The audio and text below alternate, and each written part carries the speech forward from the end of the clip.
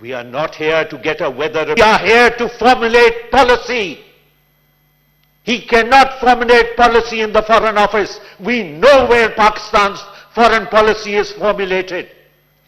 And therefore we want that fulcrum to be shifted from Rawalpindi back to Parliament House so that Parliament makes the foreign policy of Pakistan. Janab Chairman, इसमें रहा साहब he had by the way offered to do in camera जो sensitive बातें हैं जो ठीक है sir. Sir दूसरी जो बात है वो ये है कि हम बड़ी बात करते हैं कायदे आजम की। कायदे आजम ने क्या इन्वेस्टिज किया था पाकिस्तान के लिए? पाकिस्तान के लिए कायदे आजम ने एक पार्लियामेंट्री फॉर्म ऑफ गवर्नमेंट इन्वेस्टिज किया था। आज जाली इंटेलेक्चुअल्स इस बात को प्रोपोगेट करने की कोशिश कर रहे हैं कि कायदे आजम ने शायद प्रेसिडेंशियल फॉर्म ऑफ गवर्नमेंट की बात की थी। लेकिन आप अगर उनकी तमाम तकारीरें उठा के देख लें तो वो पार्लियामेंट्री फॉर्म ऑफ गवर्नमेंट की बात की। पार्लियामेंट के अलावा कायदे आजम ने क्या इन्वेस्टिज किया था? He spoke about a federal Pakistan.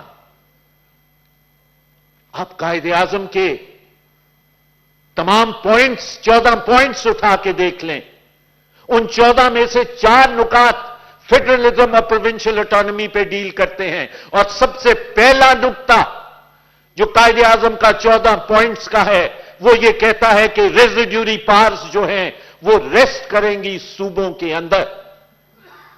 और आज हमें ये दर्स दिया जाता है कि 18वीं तरमीम ने वफाक की ईंट से ईंट बजा दी है और 18वीं तरमीम को रिविजिट करने की जरूरत है।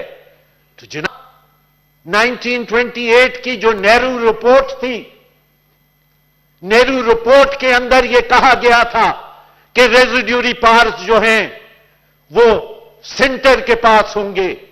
तो क्या वो लोग जो आज ये बात कर रहे हैं, do they prefer the Nehru report over the Quaid-e-Azam's 14 points that they are talking about giving back powers to the Federation?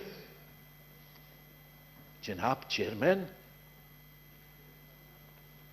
रियासत किस सिमत जा रही है? कायदे-आजम ने फंडामेंटल राइट्स की बात की जनाब चेयरमैन। कायदे आजम ने फंडामेंटल राइट्स की बात की और जो पहली कमेटी बनी असेंबली की 47 के अंदर, that was the committee on fundamental rights and the rights of the minorities and it was headed by the कायदे आजम। और आज हम फंडामेंटल राइट्स को ट्रैम्पल कर रहे हैं। आज मिसिंग पर्सन्स एक ऑर्डर ऑफ द डे बना हुआ है। आज प्रेस के ऊपर कतरने डेली अकरेंस है। जो जर्नलिस्ट पसंद ना आए उसका सर काट दो, ये हम एक्सेप्ट करते चले जा रहे हैं। पार्लियामान तारीख में बहुत बड़ा मुजरम होगा जिसमें मैं अपने आप को भी शामिल करता हूं। तारीख हमें माफ नहीं कर पाएगी कि हम जब इन तमाम चीजों के ऊपर खामोशी इख्तियार करके मिसालियत के तौर पे बैठे रहेंगे। Mister chairman, history will remember us as the generation which gave up the war of resistance which the people of Pakistan had been putting up against military dictatorship right from 1947 till 69 and even after that. जनाब chairman, हम किस सिमत जा रहे हैं?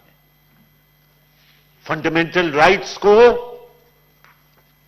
रियासत ने privatise कर दिया है जनाब chairman.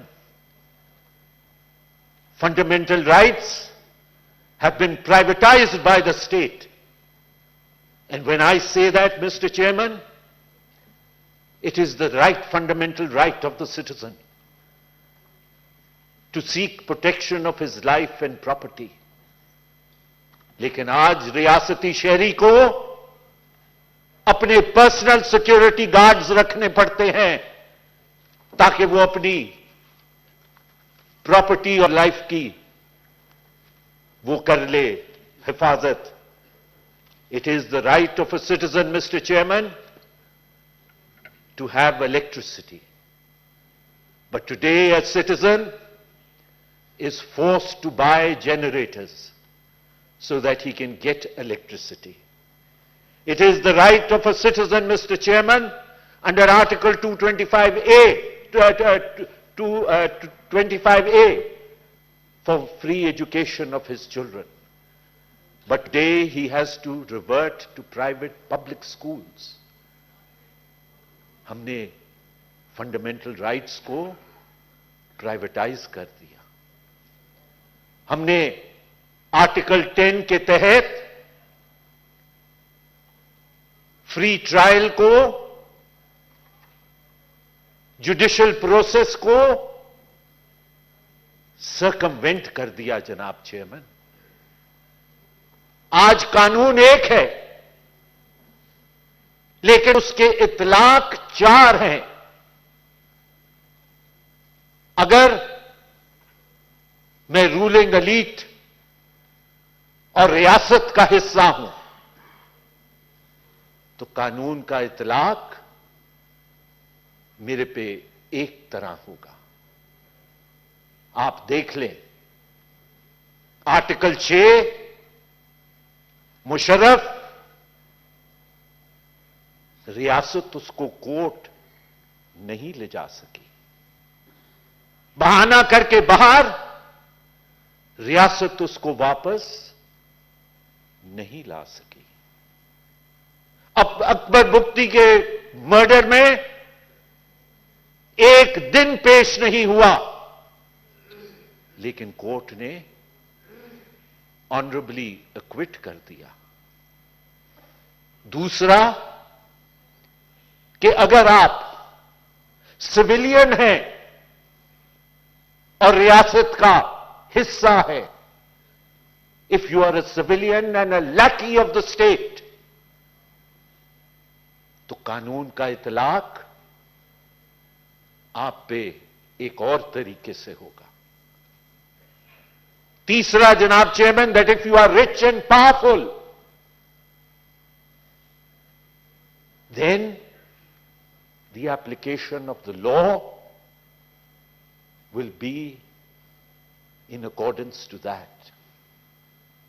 And fourthly, Mr. Chairman, if you are an ordinary citizen like yourself and myself, then the application of the law will be in another manner. Janab Chairman, रियासत आज ऐसे नहज पे खड़ी है, ऐसी जगह पे खड़ी है कि जहां पे अब हमें खेल खेलने छोड़ देने चाहिए. अगर इस रियासत को बचाना है, और यकीनी तौर पे आपको और मुझे इस रियासत को बचाना है, क्योंकि ना आप बाहर जा सकते हैं ना मैं बाहर जा सकता हूं. Those who can afford to play games with this state. जनाब चेयरमैन, हमने ये देखा है, पाकिस्तान की तारीख एक तल्ख तारीख है, लेकिन पाकिस्तान की तारीख ने यह देखा है कि जब हमने सियासी जमातों को रिमोट कंट्रोल से चलाने की कोशिश की है तो निजाम बिगड़ता चला गया है.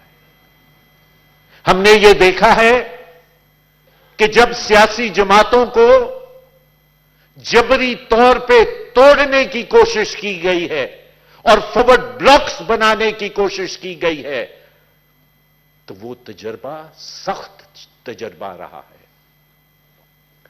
तारीख में उसकी अच्छी मेमोरीज मौजूद नहीं है जनाब चेयरमैन।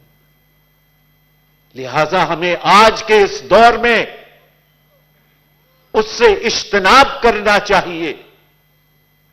हमने यह भी देखा है जनाब चेयरमैन तारीख के अंदर कि जब हमने अकाउंटेबिलिटी को as a tool to forward a political agenda इस्तेमाल किया है, तो उसके भी नतायज अच्छे नहीं रहे। जनाब chairman, you and I R for accountability. कोई करप्ट है तो उसको सजा दें, लेकिन जनाब चेयरमैन, यह सजा उस वक्त मुमकिन है, यह अकाउंटेबिलिटी उस वक्त एक्सेप्टेबल है जब अक्रॉस द बोर्ड अकाउंटेबिलिटी हो जनाब चेयरमैन। सिलेक्टिव अकाउंटेबिलिटी जो है वो एक्सेप्टेबल नहीं है। और जब मैं अक्रॉस द बोर्ड की बात करता हूं तो मेरा यह नहीं मतलब कि आयल के इस तरफ और आयल के उस तरफ, आयल के इस तरफ भी पॉलिटिकल लोग हैं, आयल के उस साइड पे भी पॉलिटिकल लोग हैं। Accountability is not only for the political class. The political class is not the one which is only corrupt in Pakistan. Accountability होगी तो across the board accountability होगी, accountability होगी तो executive की होगी, judiciary की होगी और पाकिस्तान की military bureaucracy की भी होगी। हम क्यों इस बात से खाइफ हैं? और ये कोई बात नहीं है जनाब चेयरमैन कि मेरा अपना कानून है, यह कोई बात नहीं है। If two segments of society can be tried by their peers, then why can't I be tried by my peers? अगर उनके पास अपना अकाउंटेबिलिटी का कानून मौजूद है तो फिर पॉलिटिशियंस को भी अपना पीयर्स से ट्राई होना चाहिए। लेकिन ऐसा होता नहीं है। इसके लिए जो मैंने ओपन लेटर लिखा था, I stand by that open letter, although all political parties withdrew including the party in government, and only Farhatullah and myself were left holding the baby. एक फेडरल अकाउंटेबिलिटी कमीशन बनाएं, एक कानून रखें जिसमें accountability सबकी हो, financial corruption and misuse of power. आपके जो डिसिप्लिनरी और दूसरे मैटर्स हैं, let them be tried by their own selves. लेकिन जब तक एक कमीशन नहीं होगा और उस कमीशन के अंदर discretionary powers of the NAB chairman उनको कर्ब किया जाए, एंड लेट दैट कमीशन जिसके अंदर तमाम स्टेक होल्डर्स, चाहे वो जुडिशरी हो, चाहे वो मिलिट्री ब्यूरोक्रेसी हो, चाहे वो पॉलिटिशियंस हो, चाहे वो सिविल ब्यूरोक्रेसी हो, उन तमाम का एक एक नुमाइंदा उस कमीशन के अंदर मौजूद हो, and let that commission then look at whether a reference is made out or not. What is the evidence that has come from an independent investigating authority? And let the courts then make one bench in each high court which would look into accusations of torture and high-handedness during the process of inquiry and investigation that is going on. जब आप ऐसे systems in place करेंगे तो तब मुमकिन होगा जनाब chairman कि उस अकाउंटेबिलिटी की एक्सेप्टेबिलिटी हो। आज की अकाउंटेबिलिटी की एक्सेप्टेबिलिटी नहीं है। जनाब चेयरमैन, आज ही खबर छपी है कि कल सुप्रीम कोर्ट ने यह बात कही है जो उन्होंने बहुत पहले कही थी कि प्ली बार्गेनिंग को ऑर्डिनेंस से निकाल दें और उसके अंदर जो चेयरमैन नैब की डिस्क्रिशनरी पावर्स हैं उसको देखें। लेकिन हमने कुछ नहीं किया, इसमें हमारी गलती। वी वर स्लीपिंग, लिहाजा they have had to say that do it till February. If you don't, then we will strike it down. In fact, we had several opportunities. And we lost those opportunities, Mr. Chairman. तो मैं अभी भी हुकूमत को कहता हूं कि अभी भी वक्त है, उसको फरवरी से पहले कर दें। This is how you seed space.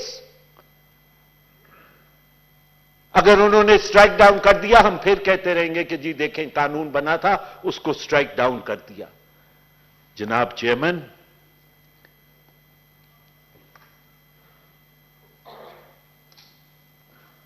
आखिर में मैं इतना कहना चाहता हूं कि जो मौजूदा सूरत हाल है, इसके अंदर यह लाजिम है कि जहां पे रियासत का शहरी, आम शहरी अपने आप को रियासत से आइसोलेटेड समझे, वो ये समझे कि मैं रियासत का हिस्सा नहीं हूं, उसके लिए ये लाजिम है जनाब चेयरमैन कि एक ऐसी people's truth and reconciliation commission बनाया जाए जिसका मकसद विच हंट नहीं होगा, लेकिन जिसका मकसद यह होगा कि वो उन इंडिविजुअल्स या सेगमेंट्स ऑफ सोसाइटी या नेशनैलिटीज या एथनिक ग्रुप्स जिनके साथ माजी में रियासत ने ज्यादतियां की हैं,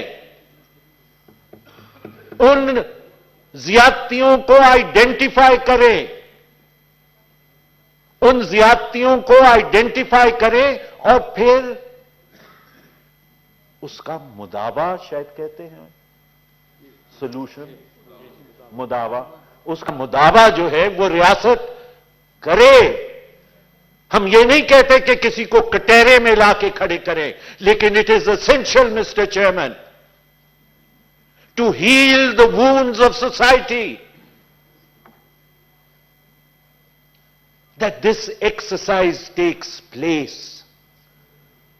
और इसके साथ साथ जनाब चेयरमैन, कार्ल मार्क्स ने यह बात कही थी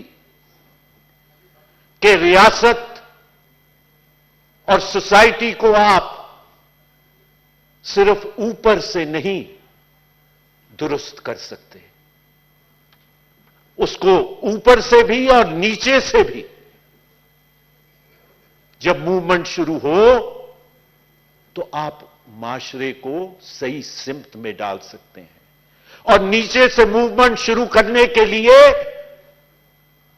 यह लाजिम है कि तलबा तंजीमों से पाबंदी उठाई जाए, यह लाजिम है कि ट्रेड यूनियंस को पनपने दिया जाए, यह लाजिम है जनाब चेयरमैन कि यूनिवर्सिटियों के और कॉलेजेस के अंदर एकेडमिक फ्रीडम मौजूद हो और ये नहीं होना चाहिए कि वाइस चांसलर्स को हथकड़ियां लगवा के और परेड करवाया जाए और कहा जाए कि ये इंटेलिजेंसिया है आपकी। रियासत क्या खेल खेल रही है? रियासत खतरनाक खेल खेल रही है और ये वाज़ेह बात है कि अगर ये खुदा न